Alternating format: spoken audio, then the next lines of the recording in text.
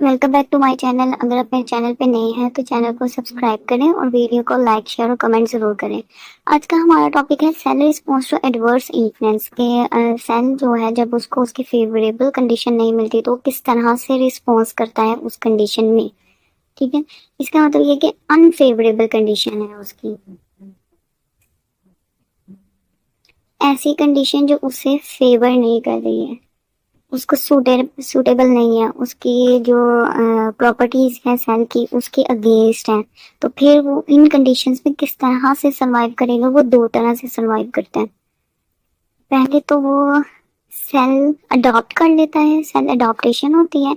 और अगर cell adopt ना कर सके और वो बहुत ज़्यादा एक्सट्रीम लेवल पे चली जाए उसकी जो अनफेवरेबल कंडीशन है, तो फिर वो सेल जो है ना वो इंजर्ड हो जाता है। दो है इसके अंदर, एक cell adaptation and then cell injury. ठीक है, सबसे पहले हम देखेंगे कि सेल अडेप्टेशन में क्या होता है। जो सेल अडेप्टेशन है उसमें होता है कि सेल जो बाहर का एनवायरनमेंट जो चेंज हुआ हुआ है, जो उसके अनफेवरेबल कंडीशन है, उसके अगेंस्ट सेल खुद को ही चेंज कर लेता है। ठीक है, इसको हम कहते हैं सेल अडॉप्टेशन। इसमें क्या होता है कि सेल चेंज हो जाता है फिर से खुद को according to the external environment. जो बाहर वाला एनवायरनमेंट है उसके साथ compete करने के लिए वो खुद को ही चेंज कर लेगा। अब इसके अंदर जो है इसकी थ्री टाइप्स होती हैं आगे से कि किस किस तरह से सेल खुद को चेंज कर सकता है। सबसे पहले इसमें आती है हाइपरट्रॉफी।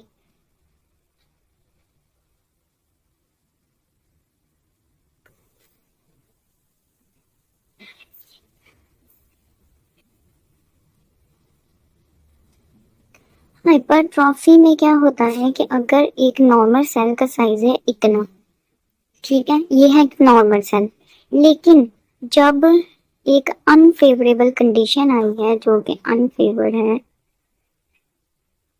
ठीक है, अनफेवरेबल कंडीशन आई है, तो सेल ने क्या किया है, उसने अपना जो साइज है उसको बड़ा कर लिया है। ठीक है, इंक्रीज हो गया है सेल का साइज। इसमें क्या हुआ है,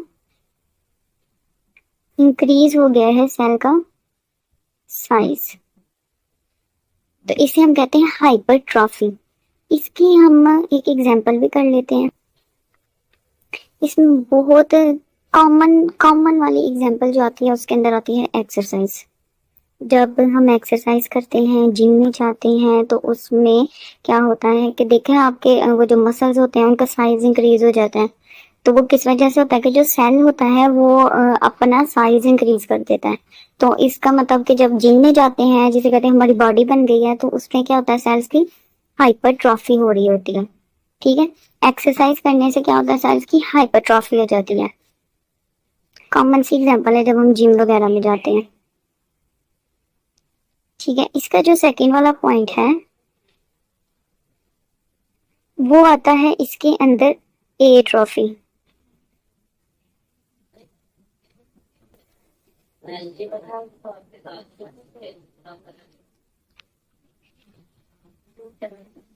ए ट्रॉफी में क्या होता है, जब हमने हाइपरट्रॉफी में देखा था कि इसके अंदर क्या होता है कि सेल का जो साइज है वो इंक्रीज हो जाता है, सेल का साइज।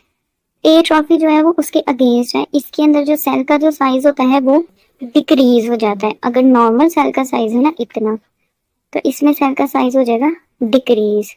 इसमें क्या होगा, डिक्रीज हो जाएगा सेल का साइज। और इसकी जो मोस्ट कॉमन एग्जांपल है जो कि आप सबको ही पता होगी, मेरी कोशिश होती है मैं आपको एक कॉमन कॉमन से इजी इजी सी एग्जांपल्स दूं ताकि आप उसको इजीली याद भी रख सकें। ठीक है, तो इसकी एग्जांपल होती है जब प्रोलॉन्ग, ठीक है, ये होता है प्रोलॉन्ग स्टार्वेशन की वजह से। जब बहुत ज्यादा देर हम भूखे रहते हैं तो हमारा जो है ऑटोमेटिकली जो वेट है वो डिक्रीज होने लग पड़ता है,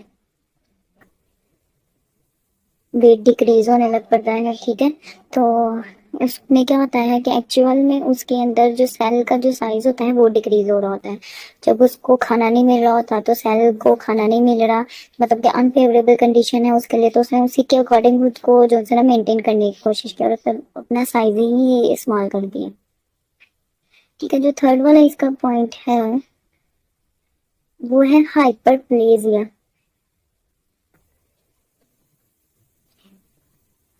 ठीक है, पहले हमने पढ़ा है हाइपरट्रॉफी, उसके अंदर सेल का साइज इंक्रीज हो रहा था, एट्रॉफी में सेल का साइज डिक्रीज हो रहा था। तो हाइपरप्लेजिया में क्या होगा? हाइपरप्लेजिया में ये होता है कि अगर एक सेल है तो इसमें उसका साइज इंक्रीज या डिक्रीज नहीं होगा, इसके अंदर जो नंबर ऑफ सेल्स हैं सेम साइज के नंबर ऑफ सेल्स इंक्रीज हो जाएंगे। ठीक है, हाइपर का मतलब होता है इंक्रीज होना और ए का मतलब होता है डिक्रीज होना। तो जिधर भी हाइपर आएगा तो आपको पता चल जाना चाहिए कि इंक्रीज हो रहा है, और प्लेजिया का मतलब है नंबर ऑफ सेल्स। ठीक है, इसके अंदर क्या हो रहा है कि इंक्रीज हो रहे हैं नंबर ऑफ सेल्स, इसके अंदर कोई साइज इंक्रीज डिक्रीज नहीं हो रहा। फिर देख लें इसके अंदर जो नंबर ऑफ सेल्स हैं वो इंक्रीज हो रहे हैं, और इसकी एग्जांपल भी बहुत इजी सी है।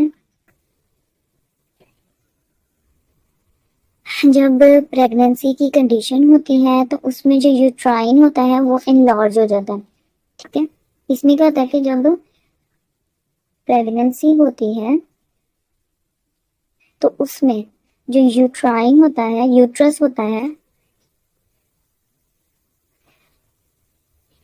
उसकी एनलार्जमेंट होती है।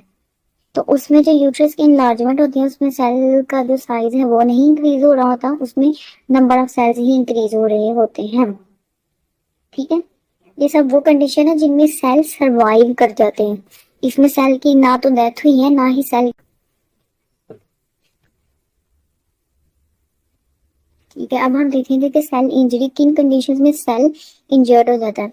जब एक सेल के ऊपर कोई भी उसके अगेंस्ट पावर लगाई जा रही है, जब थोड़ी सी पावर उसके अगेंस्ट लगाई जाएगी तो वो तो उसको अडॉप्ट तो कर लेगा, लेकिन जब वो पावर बहुत ज्यादा लगाना शुरू हो जाएगी तो फिर वो अडॉप्ट नहीं करेगा। अडॉप्टेशन के बाद क्या होगा, फिर सेल इंजर्ड हो जाएगा। तो क्या आगे सेल की इंजरी हो गया। इसमें कह लें कि जब वो जो कंडीशन है जो उसको फेवर नहीं कर रही थी, वो जो एनवायरनमेंट था उसके अगेंस्ट था, वो जब हद से ज्यादा बढ़ जाता है तो फिर सेल जो है वो सरवाइव नहीं कर पाता और सेल की क्या हो जाती है, इंजरी हो जाती है। ठीक है, सेल की जो इंजरी होती है वो भी होती है दो तरह से।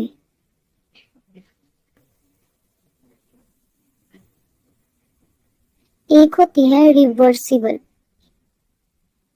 ठीक है, और एक होती है इरिवर्सिबल।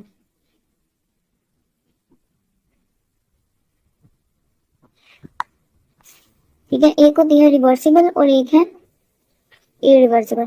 जो रिवर्सिबल इंजरीज होती हैं ये ऐसे की इंजरी होती है जिसमें सेल की इंजरी तो होती है, लेकिन जो कॉज था, जो स्टिमुलस था जिसकी वजह से इंजरी हुई है, अगर हम उसको रिमूव कर देंगे तो रिवर्स हो जाएगा, मतलब सेल जो इंजरी है वो बिल्कुल ठीक हो जाएगी, सेल बिल्कुल ठीक हो जाएगा। एक कंडीशन ऐसी होती है। और इसके अंदर एक इसके भी एक एग्जांपल जो इजी सी है वो ये है कि अगर जो से ना थोड़ा सा ये आर्टरी है हमारी, तो वो हो गई है ब्लॉक। ठीक है, ब्लड फ्लो इसके अंदर से जो गुजरना था वो हो गया है कम, जिसकी वजह से हो गया है इस्कीमिया। तो अभी पेशेंट को इस्कीमिया हुआ है, इस्कीमिया होने की वजह से जब उसका ब्लड फ्लो डिक्रीज हुआ है, ब्लड फ्लो कम होने की वजह से सेल्स को जब वो ऑक्सीजन नहीं मिला, डिक्रीज हो गई है ऑक्सीजन टू सेल्स। ठीक है, ब्लड फ्लो कम हुआ है, डिक्रीज हो गया ऑक्सीजन सेल्स में, तो सेल स्टार्ट इस्कीमिया हो जाएगा ना।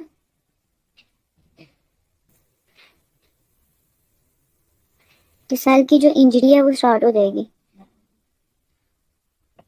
लेकिन अगर उसी वक्त हम उसकी ये जो ब्लॉकेज थी इसको रिमूव कर दें, या किसी भी ऐसे स्ट्रेस वगैरह की वजह से या स्टिमुलस की वजह जिसकी वजह से इस्कीमिया हो रहा था उसको वो रिमूव कर दिया जाए, तो जो सेल इंजरी है वो स्टॉप हो जाएगी और जो सेल है वो फिर से रिवर्स हो जाएगा और बिल्कुल अपनी नॉर्मल कंडीशन में आ जाएगा।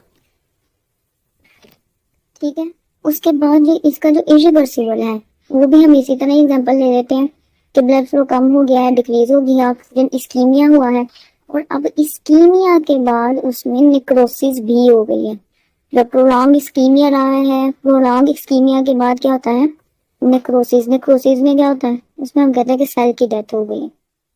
तो फिर जब सेल डेथ हो जाती है तो ये जो होता है प्रोसेस इरिवर्सिबल होता है। इसमें जो डैमेज होता है वो, इसमें जो डैमेज है परमानेंट है।